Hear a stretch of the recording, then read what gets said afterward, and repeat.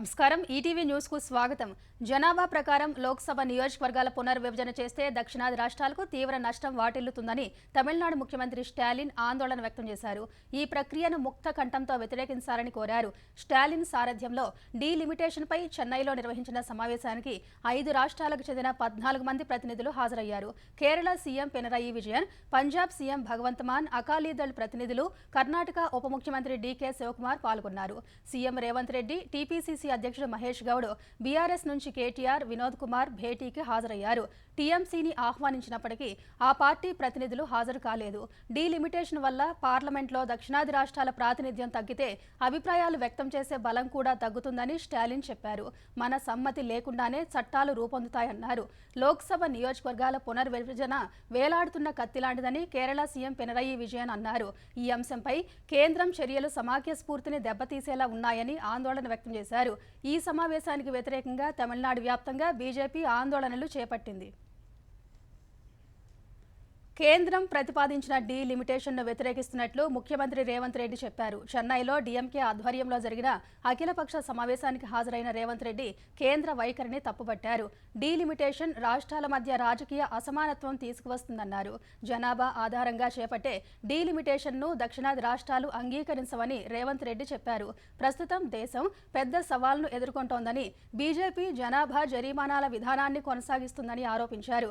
లోక్సభ సీట్లు పెంచవద్దని, ఉన్న సీట్లతోనే పునర్విభజన ప్రక్రియ చేపట్టాలని రేవంత్ రెడ్డి సూచించారు. దక్షిణాది రాష్ట్రాలు పన్నుల రూపంలో కేంద్రానికి భారీగా చెల్లిస్తున్నా తక్కువ మొత్తంలో తిరిగి పొందుతున్నట్టు తెలిపారు. ఉత్తరాది రాష్ట్రాల ఆధిపత్యాన్ని ఎట్టి పరిస్థితుల్లోనూ అంగీకరించబోమని స్పష్టం చేశారు. అసమగ్రమైన పునర్విభజన ప్రక్రియను చేపట్టకుండా అందరూ కలిసి బీజేపీని అడ్డుకోవాలని రేవంత్ రెడ్డి పిలుపునిచ్చారు. ప్రస్తుత తరుణంలో డీలిమిటేషన్పై ప్రశ్నించుకుంటే చరిత్ర మనల్ని క్షమించదని బీఆర్ఎస్ కార్యనిర్వాహక అధ్యక్షుడు కేటీఆర్ అన్నారు. చెన్నైలో డీఎంకే ఆధ్వర్యంలో జరిగిన అఖిలపక్ష సమావేశానికి హాజరైన కేటీఆర్ డీలిమిటేషన్ అంశంపై దక్షిణాది రాష్ట్రాలు ఏకమవ్వాలని పిలుపునిచ్చారు. దక్షిణాది రాష్ట్రాలపై బీజేపీ ప్రభుత్వం వివక్ష చూపిస్తోందని ఆరోపించారు. డీలిమిటేషన్ వల్ల తెలంగాణలో నియోజకవర్గాల సంఖ్య తగ్గిపోతుందని చెప్పారు. కేంద్రం చూపించే వివక్షతో దక్షిణాది పూర్తిగా నష్టపోతుందన్నారు. కుటుంబ నియంత్రణ పాటించిన రాష్ట్రాలను శిక్షించడం సరికాదని కేటీఆర్ హితవు పలికారు. డీలిమిటేషన్ ప్రక్రియపై చెన్నైలో సమావేశానికి వెళ్లిన కాంగ్రెస్, బీఆర్ఎస్లపై కేంద్ర మంత్రి బండి సంజయ్ తీవ్ర విమర్శలు చేశారు. డీలిమిటేషన్ ఇంకా మొదలే కాలేదన్న ఆయన పార్టీలు అవినీతి నుంచి తప్పించుకునేందుకే నాటకాలు ఆడుతున్నాయని అన్నారు. డీఎంకే సమావేశానికి కాంగ్రెస్, బీఆర్ఎస్ వెళ్లాయంటే ఆ రెండు పార్టీలు ఒక్కటేననే విషయం మరోసారి రుజువైందన్నారు. 6 గ్యారంటీలపై నుంచి దృష్టి మళ్లించేందుకు కాంగ్రెస్ యత్నిస్తోందన్నారు. కేసుల నుంచి తప్పించుకునేందుకు బీఆర్ఎస్కు కాంగ్రెస్ సహకరిస్తోందని ఆరోపించారు. చెన్నైలో మాఫియా ముఠాల సమావేశం జరిగిందని బండి సంజయ్ వ్యాఖ్యానించారు. లోక్సభ, రాజ్యసభ సీట్లలో ఏ రాష్ట్రానికి ప్రాతినిధ్యం తగ్గకుండా, ఏ రాష్ట్రానికి నష్టం లేకుండా నియోజకవర్గాల పునర్విభజన చేపట్టాలని వైసీపీ అధ్యక్షుడు జగన్ ప్రధాని నరేంద్ర మోదీకి లేఖ రాశారు. జనాభా ప్రాతిపదికన పునర్విభజన చేపడితే దక్షిణాది రాష్ట్రాల్లో సీట్లు తగ్గుతాయనే ఆందోళన ఉందని లేఖలో పేర్కొన్న జగన్ అలాంటి పరిస్థితి రాకుండా చూడాలని కోరారు. జనాభా నియంత్రణలో ముందున్న దక్షిణాది రాష్ట్రాలకు జనాభా ప్రాతిపదికన చేసే నియోజకవర్గాల పునర్విభజనతో నష్టం తప్పదనే ఆందోళన వ్యక్తమవుతోందని ప్రధానికి రాసిన 2 పేజీల లేఖలో జగన్ వివరించారు. ఇదే సమయంలో అన్ని రాష్ట్రాల్లో సీట్ల పెంపుదల ఉంటుందన్న కేంద్ర హోంమంత్రి అమిత్ షా ప్రకటనను స్వాగతిస్తున్నట్లు జగన్ లేఖలో పేర్కొన్నారు. రైతుల సంక్షేమాన్ని దృష్టిలో పెట్టుకునే పంట కుంటల నిర్మాణం చేపడుతున్నామని ఆంధ్రప్రదేశ్ ఉప ముఖ్యమంత్రి పవన్ కళ్యాణ్ స్పష్టం చేశారు. కర్నూలు జిల్లా ఓర్వకల్లు మండలం పూడిచెర్లలో పంట కుంటల నిర్మాణ పనులకు ఆయన భూమి పూజ చేశారు. పంట కుంటల వల్ల భూగర్భ జలాలను మరింత పెంచుకోవచ్చని చెప్పారు. 1,55,000 పంట కుంటలను సద్వినియోగం చేసుకోగలిగితే నీటి సమస్య ఉండదని తెలిపారు. రైతుల జీవితాల్లో కొత్త వెలుగులు రావాలనేది కూటమి ప్రభుత్వ లక్ష్యమని పవన్ వివరించారు. తెలంగాణలో గ్రామీణ స్థాయి పాలనను మరింత సులభతరం చేసేందుకు ప్రభుత్వం చర్యలు చేపట్టింది. ఈ మేరకు రెవెన్యూ శాఖలో కొత్తగా 10,954 గ్రామ పాలనాధికారి పోస్టులను మంజూరు చేసింది. ఈ మేరకు ఆర్థిక శాఖ ఉత్తర్వులను జారీ చేసింది. గతంలో వీఆర్ఏలు, వీఆర్ఓలుగా పనిచేసి ప్రస్తుతం వేర్వేరు విభాగాల్లో పనిచేస్తున్న వారి నుంచి ఆప్షన్స్ తీసుకుని ఆ పోస్టులు భర్తీ చేయనున్నట్టు ఆర్థిక శాఖ తన ఉత్తర్వుల్లో తెలిపింది. ఇందుకు అవసరమైన తదుపరి చర్యలను తీసుకోవాలని రెవెన్యూ శాఖను ఆదేశించింది. ప్రభుత్వం శాశ్వతం, రాజకీయాలు ఎన్నికలకే పరిమితమనే విషయాన్ని ఇప్పటికైనా తెలుసుకోవాలని ఏపీ విద్యాశాఖ మంత్రి నారా లోకేష్ వైసీపీ అధ్యక్షుడు జగన్కు సూచించారు. ప్రభుత్వం మారినా అభివృద్ధి సంక్షేమాలు కొనసాగించే ప్రజాస్వామ్య స్ఫూర్తిని జగన్ విధ్వంస పాలనతో కొల్లగొట్టారని ఆక్షేపించారు. 2019లో అధికారంలోకి వచ్చిన జగన్ గత ప్రభుత్వ బకాయిలు తామెందుకు చెల్లించాలి అంటూ మొండికేశారని గుర్తు చేశారు. టీడీపీ హయాంలో ప్రారంభమైన అభివృద్ధి పనులు నిలిపేశారని, మరికొన్ని ధ్వంసం చేశారని లోకేష్ గుర్తు చేశారు. ఏపీలో కూటమి ప్రభుత్వం అధికారంలోకి వచ్చేసరికే జగన్ సర్కార్ ఫీజు రియంబర్స్మెంట్ సొమ్ము 4,271 కోట్లు బకాయి పెట్టిందని తెలిపారు. ఈ మొత్తాన్ని విడతల వారీగా చెల్లిస్తామని చెప్పామని, తొలి విడత 788 కోట్లు విడుదల చేశామన్నారు. ఇప్పుడు 600 కోట్లు విడుదల చేశామన్నారు. త్వరలో మరో 400 కోట్లు చెల్లిస్తామన్నారు.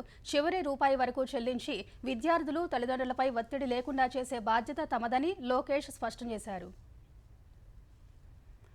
ఉప్పల్ ఎలివేటెడ్ కారిడార్ అంశంపై శాసనసభలో మాజీ మంత్రులు ప్రశాంత్ రెడ్డి, హరీష్ రావు, మంత్రి కోమటిరెడ్డి వెంకటరెడ్డి మధ్య సంవాదం చోటు చేసుకుంది. మంత్రి కోమటిరెడ్డి చేసిన వ్యాఖ్యలకు నిరసనగా బీఆర్ఎస్ సభ్యులు సభ నుంచి వాకౌట్ చేశారు. శాసనసభలో ప్రశ్నోత్తరాల సందర్భంగా ప్రశాంత్ రెడ్డి, హరీష్ రావు అడిగిన ప్రశ్నలకు మంత్రి కోమటిరెడ్డి వెంకటరెడ్డి సమాధానమిచ్చారు. రోడ్లను పీపీపీ విధానంలో నిర్మించట్లేదని, హ్యామ్ మోడల్లో నిర్మిస్తున్నామని కోమటిరెడ్డి తెలిపారు. ఉప్పల్ ఎలివేటెడ్ కారిడార్ నిర్మాణంలో జాప్యంపై కోమటిరెడ్డి వెంకటరెడ్డి చేసిన వ్యాఖ్యలపై బీఆర్ఎస్ సభ్యులు అభ్యంతరం చెబుతూ వాకౌట్ చేశారు.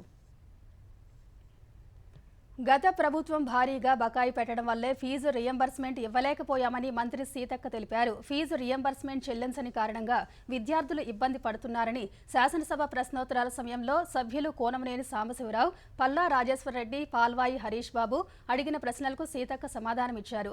ఈ క్రమంలో మాజీ మంత్రి హరీష్ రావు కల్పించుకుని ఏటా 2,000 కోట్లకు తగ్గకుండా 9.5 ఏళ్లలో 20,000 కోట్లు చెల్లింపులు చేశామని వివరణ ఇచ్చారు. బకాయిలు ఇవ్వకపోవడంతో కళాశాలల యాజమాన్యాలు తీవ్ర ఇబ్బందుల్లో ఉన్నాయని హరీష్ రావు చెప్పారు. విడతల వారీగా చెల్లిస్తామని మంత్రి వివరించారు. దేశంలో నీటి సంరక్షణ, స్థిరమైన అభివృద్ధికి తమ ప్రభుత్వం ఎంతో నిబద్ధతతో పనిచేస్తుందని ప్రధాని నరేంద్ర మోదీ అన్నారు. ప్రపంచ జల దినోత్సవం సందర్భంగా ప్రధాని మోదీ ఎక్స్ వేదికగా ఈ మేరకు పోస్టు చేశారు. నీరు ప్రజల జీవన ఆధారమన్న ఆయన భవిష్యత్తు తరాల మనుగడకు నీటి వనరులను రక్షించాల్సిన అవసరం ఉందని ప్రముఖంగా ప్రస్తావించారు. మంచినీటి ప్రాముఖ్యతను తెలిపేందుకు ఏటా మార్చి 22న ప్రపంచ జల దినోత్సవాన్ని ఐక్యరాజ్య సమితి నిర్వహిస్తోంది. సరిహద్దు వివాదం పరిష్కారం దిశగా చర్చలు జరుగుతున్న వేళ చైనా మరోసారి కవ్వింపు ప్రకటనలకు పాల్పడింది. లద్దాఖ్లో కొత్తగా 2 కౌంటీలు ఏర్పాటుకు సంబంధించి చైనా చేసిన ప్రకటనపై కేంద్రం ఆగ్రహం వ్యక్తం చేసింది. ఇలాంటి దురాక్రమణలను ఎప్పటికీ అంగీకరించబోమని తెలిపింది. భారత సార్వభౌమ అధికారానికి సంబంధించి తమ దీర్ఘకాల స్థిరమైన వైఖరిపై ఈ కౌంటీల ఏర్పాటు ఎలాంటి ప్రభావం చూపించదని విదేశాంగ శాఖ స్పష్టం చేసింది. ఈ చర్యలు చైనా చేపడుతున్న బలవంతపు ఆక్రమణలకు చట్టబద్ధత కల్పించలేవని కేంద్ర విదేశాంగ శాఖ సహాయ మంత్రి కీర్తివర్ధన్ సింగ్ వెల్లడించారు. ఈ విషయమై భారత్ తన నిరసనను దౌత్య మార్గాల ద్వారా చైనాకు తెలిపినట్టు ఆయన పేర్కొన్నారు. అమెరికాలోని భారతీయ విద్యార్థులు అక్కడి చట్టాలకు కట్టుబడి ఉండాలని భారత విదేశీ వ్యవహారాల శాఖ సూచించింది. ఇటీవల 2 భారతీయ విద్యార్థుల విషయంలో చోటు చేసుకున్న పరిణామాల నేపథ్యంలో ఈ సూచన జారీ చేసింది. విద్యార్థులకు ఎలాంటి ఇబ్బందులు ఎదురైనా అమెరికాలోని భారత ఎంబసీ, కాన్సులేట్ కార్యాలయాలు సాయం అందించేందుకు సిద్ధంగా ఉన్నాయని పేర్కొంది. వీసాలు, వలస విధానాలపై నిర్ణయాలు పూర్తిగా ఆయా దేశాల విచక్షణ అధికారానికి సంబంధించినవని, వాటిని పాటించాల్సిన బాధ్యత విద్యార్థులపై ఉందని స్పష్టం చేసింది.